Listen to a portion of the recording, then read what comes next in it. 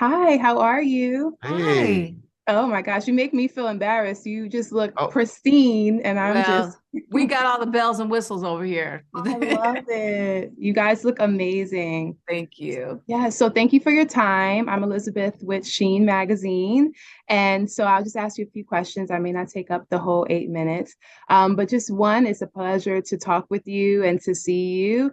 And I am excited about the show. I saw the preview before I was even asked to cover, and I'm like, ooh, I'm watching this because I'm a fan of all of you, even the ladies as well. So, what actually drew you to want to host this show?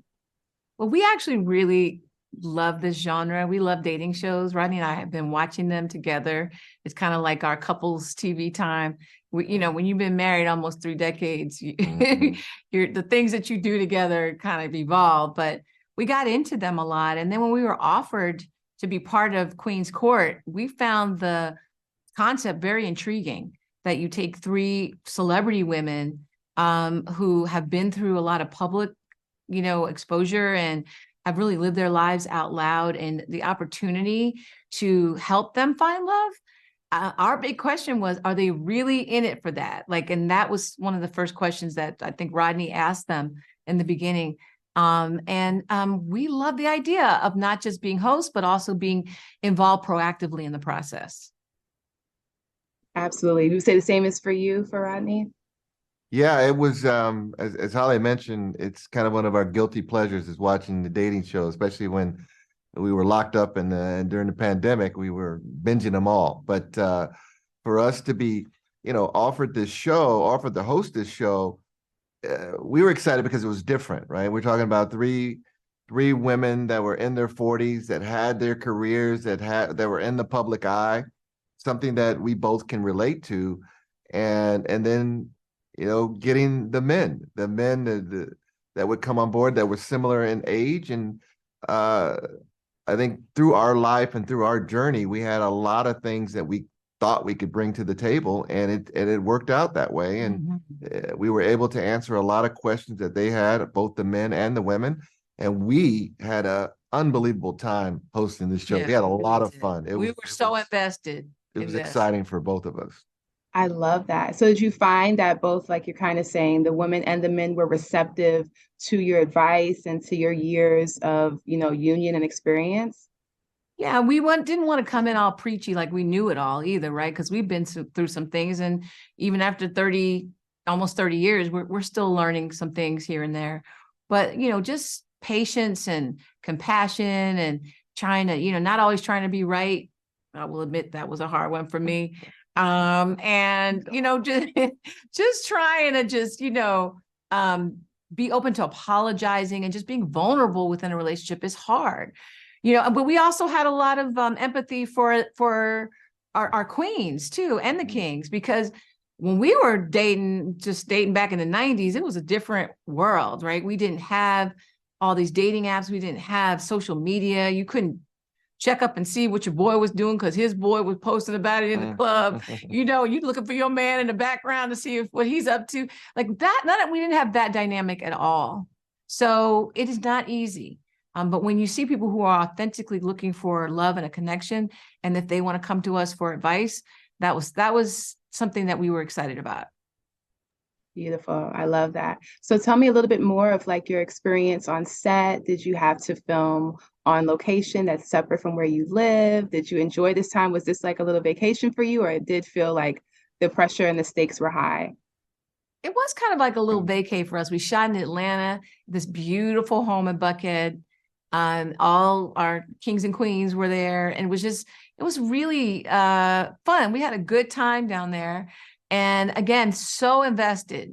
Like we were just every day, we were like, who's going home? Who's not? Oh no. Oh yes. Like we were very invested in Right. all of the transactions that happened.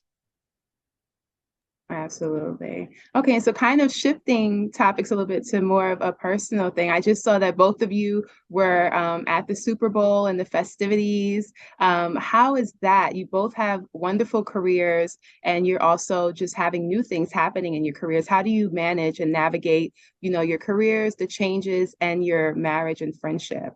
Wow, we have a fantastic assistant. That's how it works. We do have that, but no, we do have we try to keep ourselves surrounded by people who are supportive of our love and supportive of, what we're trying to do and our goals.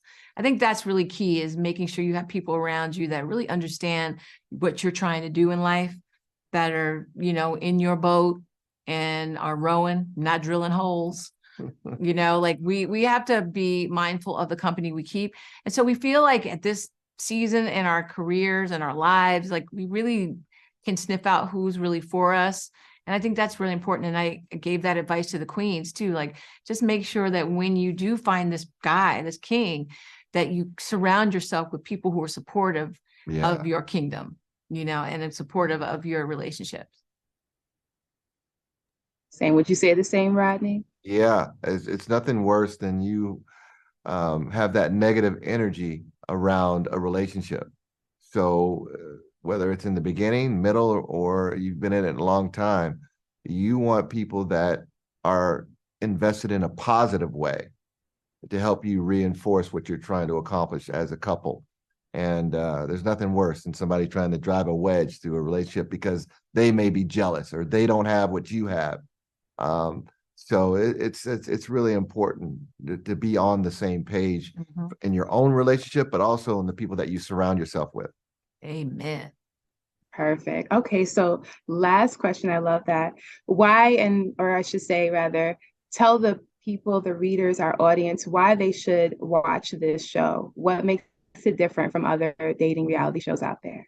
Well, I think what makes this show a little bit more real and authentic is just these are women who we know who have been through a lot and are really trying to find love in a real authentic way. And you might see yourselves in this show. You might see something you go, whether you're a king on the other side and going through stuff and you're trying to be too macho or your ego is getting in the way of you finding love, or whether you've been through things where people have labeled you as, oh, you got a baby daddy or you got this, that, and the other. So they're like, you're not touchable or you're not someone that can get love. I really think people will see that. And there are a lot of really cool love lessons and life lessons that I think people will take away from the show.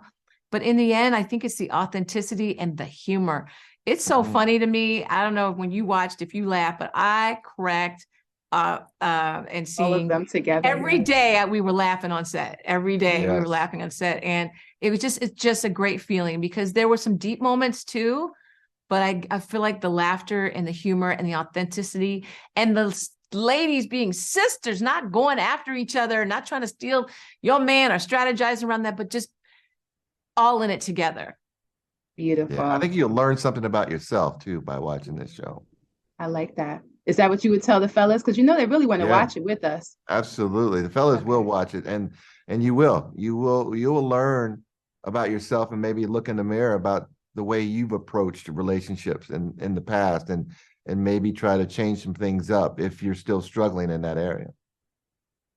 Well, thank you so much, both of you. It was such a pleasure. I wish you all the best and I will be tuning in. Thank you so much.